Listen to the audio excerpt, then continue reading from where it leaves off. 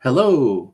I just finished my fifth Perry Mason book, and Erle Stanley Gardner is the author, one of the most selling authors of all time.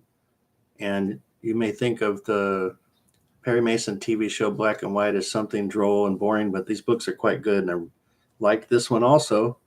Every single one I've enjoyed. I actually enjoy these more than other mystery writers, famous ones. One of my favorite authors all the way around for murder mysteries. The Sherlock Holmes stories are always my favorite. Agatha Christie is not as good, in my opinion, as the Perry Mason books. So you may be wondering what a dowager is, because this is the case of the dangerous dowager. So a dowager is a widow and usually having some funds on her hands, and that is the person that hires Perry Mason.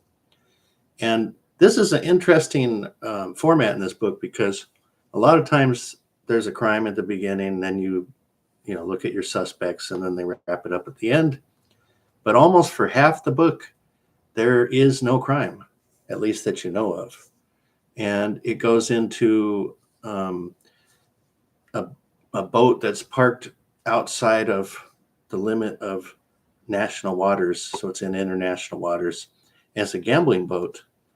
And the lady that hires Perry Mason is trying to recover IOUs that her granddaughter had written, and they were trying to be acquired by several other people, bad people.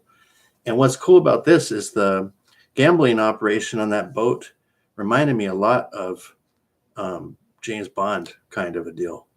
So it was more like international crime rather than regular people. So the first half of the book for me was highly interesting because of that angle of it. And then you finally get to the crime. And for a spell there, it started to get a little bit droll. And it was funny because right when I was starting to get bored at around 2/3, there was a couple lines in there where the guy had said, "Oh, enough of this. This is getting boring." He said it twice in a row. And I thought, wow, that's weird because that's right where I started to get bored. But then right after that, the mystery started to pick up again.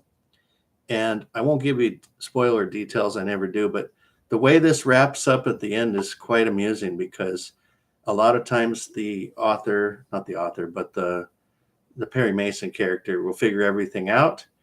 And he didn't really figure everything out. He came up with more of a theory.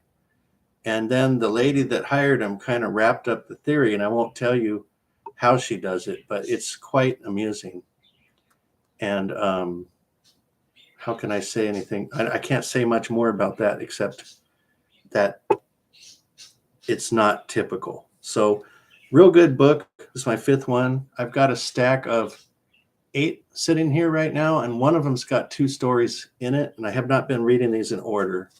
So I think the next one at some point will be the case of the waylaid wolf, followed by the case of the shapely shadow, because that's all in one book.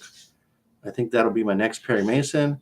In the meantime, I'm on the James Bond book From Russia with Love, and I'm also reading at the same time the Icelandic sagas, and that's quite a large book. So I'll be feathering these Perry Mason and James Bond books in with the Icelandic saga book and throwing these shorter reviews in there periodically. But this is a real good book. I've not disliked any Perry Mason book out of 5 so far. So highly recommend any Perry Mason book until I read one that I don't like.